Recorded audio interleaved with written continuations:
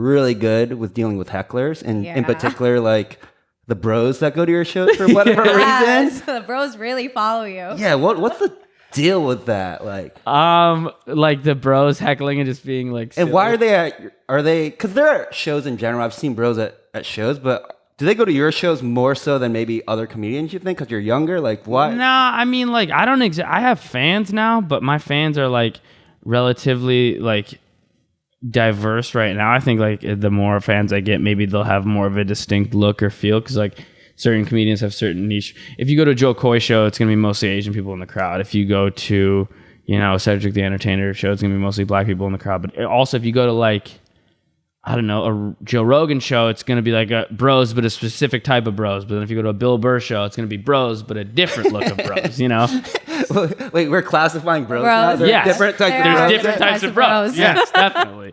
And so, like, I don't necessarily know what my fans look like yet. I will say, like, bros just go to a lot of shows. Gotcha. It's like a first date thing, kind of. It's a first date thing. Yeah, but they're with other bros, though. They're not usually on dates, right? It's a first date thing. Bros like comedy.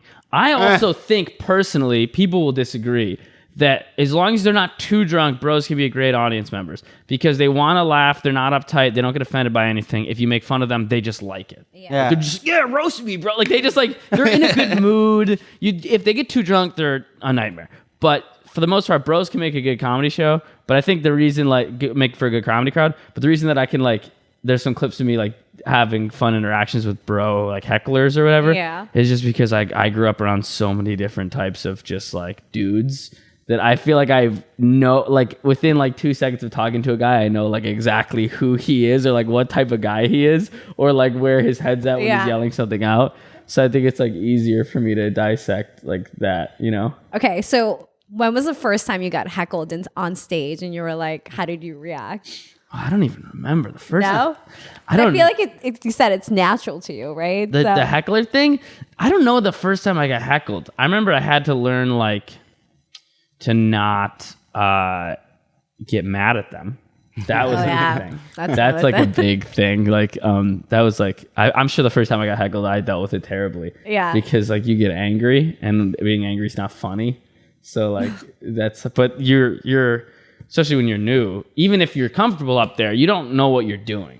Okay. So, like, even if you're comfortable up there, you part of you, it takes a while to know why you're doing well or why you're not doing well. Mm-hmm. Like, now, after you get a certain point of experience, like, if you're bombing, why you're bombing.